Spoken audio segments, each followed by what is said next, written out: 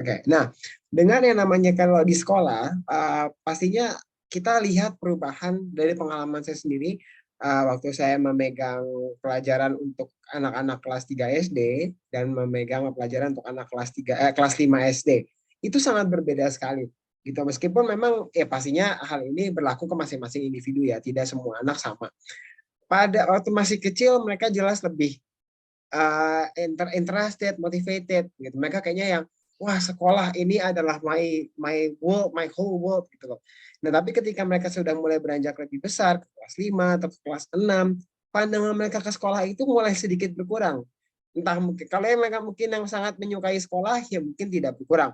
Tapi kalau anak yang mungkin sekolah, iya aku bisa main Roblox sama teman-teman aku bisa main Genshin Impact setelah pulang. Ngapain sekolah? Ada pikiran seperti itu, pasti ada rasa ke disengage ya kepada keadaan di sekolah. Nah, karenanya sebenarnya kita mesti lihat bahwa pada dasarnya anak-anak preteens ini di sekolah itu pun mereka masih tetap tertarik untuk belajar, asalkan mereka interested, motivated dan engaged. Nah, ini juga maksudnya ketika mereka di sekolah itu juga pastinya kan semakin besar kan challenge-nya juga semakin besar kan. Ya kan waktu kita kelas 3 mungkin kita hanya diajarkan ABC misalkan. Nah, begitu mereka sudah di kelas 5 atau di kelas 6 kan pasti tahapnya sudah lebih yang berbeda ya, sudah lebih menantang bagi mereka. Nah, karena dari itu kalau mereka di sekolah itu untuk anak-anak remaja baiknya memang mereka itu to keep interested, motivated and engaged dalam pembelajaran sehingga mereka terus ada rasa kenapa sih penasaran pengen tahu ada rasa seperti itu ya. Nah, semakin mereka beranjak dewasa, semakin mereka menjadi anak yang mulai masuki usia preteens, mereka ini mulai bisa diberikan tanggung jawab. Saya sendiri juga kadar ketika saya memberikan tanggung jawab ke anak murid saya di kelas 3, di kelas 4 dan di kelas 5 itu berbeda. Waktu saya handling kelas 5, saya akan bilang, tolong kamu besok jadi ketua kelas, kamu bantu saya untuk ABC, misalkan seperti itu. Oke, Sir, siap, Sir. Tapi kalau di anak kelas 3 sih tidak mungkin akan bilang kerjakan ABC. Saya akan minta coba A dulu, bisa nggak? Oke, A berhasil, coba B. B berhasil, oke, coba C. Nah, jadi ada step-stepnya.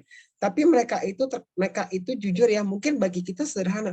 Cuma ditunjuk jadi ketua kelas, atau mungkin cuma ditunjuk untuk jadi apa namanya kayak pengawas papan tulis gitu misalkan ya. Kalau papan tulisnya kotor dihapus atau apa. Bagi kita mungkin sederhana, tapi bagi mereka itu menjadi hal yang sangat penting sebenarnya. Saya pun waktu masih kecil, ketika guru saya minta tolong kamu hapusin papan tulis, itu rasanya bangga sekali. Padahal cuma ngapus papan tulis loh ya. Kita kalau yang di sekolah gitu, saya sebagai guru ngapus papan tulis itu hal yang udah di luar kepala, refleks ke tangan. Tapi bagi kita anak kecil ketika kita diberikan kepercayaan, diberikan tanggung jawab, itu hal yang sangat-sangat penting bagi mereka. Oke? Nah, yang terpenting bagi mereka adalah memiliki positive attitude towards learning. Apa itu positive attitude? Positive attitude itu attitude yang membuat mereka tuh ingin tahu, menganggap pembelajaran, menganggap sekolah, menganggap belajar itu adalah sebagai hal yang menarik, sebagai hal yang baik. Bukan hal yang, aduh, nyiksa nih pergi ke sekolah. Aduh, ke sekolah mesti gini. Aduh, pokoknya mereka nggak negatif thoughts dulu sama sekolah. Jadi kalau di sekolah kita lihat ya preteens ini memang memang ada kemungkinan mereka menunjukkan disengagement itu sangat wajar di kelas-kelas atas ya, terutama untuk primary school kita lihat. Tapi kita bisa mengatasinya dengan cara membuat mereka tuh tetap tertarik, tetap termotivasi dan tetap terengage. Ya, tetap ada rasa ingin tahu dalam proses pembelajaran itu sehingga mereka memiliki positive attitude towards their learning. Nah, kalau misalkan nanti nih Bapak Ibu di rumah ya ketika mungkin ngobrolin soal hasil pembelajaran mereka, coba jangan tanya terus nilai kamu berapa. Jangan tanya kepada bagian itunya. Setiap kali kalau misalkan, "Mam, Dad, aku hari ini ada project bikin ini loh, bikin recycling bag misalkan." Terus nilai kamu berapa? Jangan ditanya ke situ. Kenapa? Karena mungkin itu tidak menarik bagi mereka. Yang menarik itu adalah apa? Mungkin proses pembelajarannya yang lebih menarik. Mam, Dad, aku hari ini belajar bikin recycling bag loh. Oh ya? Iya, aku disuruh jadi grup project sama guru aku. Aku hari ini manage teman-teman aku bisa ngobrol, aku bisa resolving konflik. Itu jauh lebih menarik. Mungkin nilainya cuma 70 misalkan. Ya kan? Tapi kalau kita misalkan melihat nilai kamu 70, berarti kamu jelek performance-nya. Kan kasihan ya kita judge mereka seperti itu. Tapi kalau kita bilang, oh nilai kamu 70 ya, oke. Tapi tadi gimana pas bikin? Iya, aku tadi pas bikin temanku nih ada yang berantem. Jadi aku mesti damaiin dulu. Makanya nih, hasil kita nggak maksimal nih. Tapi aku juga udah usaha. Nah, ketika mereka cerita gitu, kita kan bisa melihat nih, oh kamu usaha ya, udah bagus ya, kamu you tried your best ya. Well, mom is very proud of you, daddy is very proud of you, gitu. Nah, kalau kita lihat dari situ, ya, mereka akan lebih mau ngobrol. Mereka akan lebih mau sharing ke kita. Karena mereka kan share apa yang mereka ingin sampaikan kan. Nah, terus yang ketiga, terima anak Anda apa adanya. Dia tidak harus sempurna di setiap mata pelajaran. Oke, saya paham yang namanya di sekolah memang nilai itu penting. Dan kita nggak bisa bilang, udah kamu pelajaran matematika aja yang A, yang lainnya E nggak apa-apa. Nggak mungkin juga kita ngomong begitu. Ya, pasti guru pun juga ada tuntutan-tuntutannya masing-masing. Guru minta nilainya bagus gitu kan anak-anak untuk usaha yang terbaik. Tapi Bapak Ibu, tidak semua anak itu memiliki bakat yang sama. Saya cukup beruntung, mungkin saya untuk bidang bahasa cukup agak paham. Tapi kalau saya disuruh gambar, waduh itu pasti kacau. Nah, tapi di situ apakah kita lihat anak-anak murid yang bilang, kamu nggak bisa ini berarti kamu kurang. Itu kan tidak seperti itu.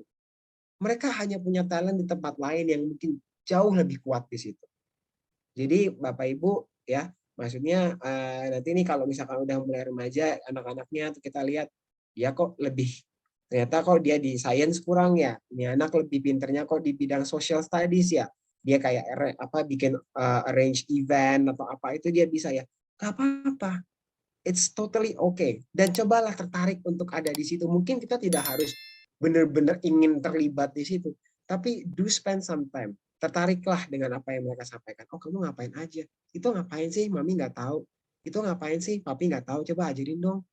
Oh, bikin kayak gitu. Terus kamu challenge-nya gimana? Kalau kita bisa build that communication sama mereka, kita masuk ke dunia mereka di situ, mereka akan sangat-sangat senang sekali. Kalau kita lihat seperti itu ya Bu Ales ya. Seperti yang tadi bilang tadi, tunjukkan bahwa Anda tertarik dengan apa yang anak Anda pelajari. Gitu. Meskipun mungkin Anda melihat itu hal yang, aduh benar-benar saya nggak ngerti. Kayak saya kalau disuruh, misalkan ada yang bilang gitu, lihat deh, aku ngerjain persoalan fisika gitu misalkan. Aduh nggak ngerti pasti. Tapi saya bisa paling arti saya bilang, oh itu kayak susah banget ya, gimana tuh ajarin dong. Sekedar simply dia kasih tahu aja gitu. Itu sudah means a lot buat mereka. Ya. Nah, yang berikutnya juga nilai memang penting yang seperti tadi saya bilang. Tetapi keterampilan hidup, life skill itu juga tidak kalah penting ya Bapak Ibu sekalian. Ya. Kita jangan hanya melihat anak ini udah pretens nilainya kok jelek gitu. Kita lalu jangan aduh ini gimana ya gitu loh. Jangan frustrated dulu. Tentunya kita kalau memang nilainya jelek kita kasih support, pasti itu. Tapi kita lihat bisa jadi anak itu mungkin nilainya tidak bagus, tapi dia itu adalah orang yang sangat-sangat positif di sekolah. Anak yang sangat-sangat mood maker, yang kalau di kelas nggak ada dia tuh sepi gitu istilahnya. Yang dia kalau ada anak yang berantem, dia penyelesai masalahnya. Apakah itu tidak lebih baik daripada nilai-nilai? Nggak juga. Kita lihat itu hal yang sangat baik. Kita lihat dari anak-anak kalau ada seperti itu. Ya. Yang berikutnya, try to be sensitive. Cobalah kita lebih sensitif ketika anak Anda struggling dalam belajar. Sekolah zaman sekarang kita bisa bilang cukup challenging ya. Buat saya aja dulu challenging gitu. Sekarang kita lihat banyak anak-anak yang setelah pulang sekolah masing kelas ini, masing kelas itu, lalu ada tes apa gitu. Mereka juga bisa capek. Mereka juga ada momennya di mana yang I had enough. Mungkin ada momen seperti itu. Gitu. Kita jangan terus maksudnya kita harus bisa lebih sensitif ketika anak ini kok ngelihat agak struggling. Kenapa dia struggling? Apakah memang dia tidak suka subjeknya? Ataukah mungkin mereka just tidak mengerti konsepnya? Atau mereka sebenarnya perlu bantuan dari Anda sebagai orang tua, perlu bantuan ekstra? Atau simply mereka mau istirahat aja? Emang bisa ya, Sir? Maksudnya kalau misalkan mereka mau istirahat lalu mereka performance itu tidak bagus? Bisa. Kalau mereka performance sebegitu bagus, and then one point mereka sudah begitu capeknya, either mereka yang usahanya jadi tidak maksimal, atau mereka lebih, adalah bodo amat lah. Yang penting nggak merah nih rapotnya. Bisa seperti itu. Yang mungkin biasanya nilainya 100 kali ini adalah 70 nggak apa-apa lah, nilai lainnya 100 kok. Itu bisa jadi menjadi pikiran mereka. Ya. Dan juga Bapak Ibu sekalian, dorong anak Anda untuk mencoba hal yang baru dan hargai usaha mereka. Ya, mereka bahkan hargai usaha mereka, bahkan mereka hanya untuk gagal dalam mencoba. Ya, mereka gagal itu hargain usahanya. Oh, nggak apa-apa. It's okay. Kayak misalkan gitu, misalkan di sekolah ada kan pasti ada beragam kegiatan ya. Misalkan dia mau ikut untuk jadi di organisasi sekolah gitu, misalkan dia mau jadi kapten sepak bola, let's say. Kita tahu mungkin dia belum bisa. Tapi dia, Mami, Papi, aku mau coba. Nggak apa-apa, coba aja dulu. Dia gagal pun, itu kita kasih appreciation ke mereka. Kita bilang, oh nggak apa-apa, ya it's okay, kan kamu coba. Kamu bisa dilihat bahwa kamu berani maju begitu, nggak semua orang begitu loh. Cuma kamu, beberapa orang doang, kamu hebat itu, nggak apa-apa. Nanti untuk skill soccer-nya kita belajar lagi ya. Misalkan seperti itu. Itu kan bisa tuh. Ya.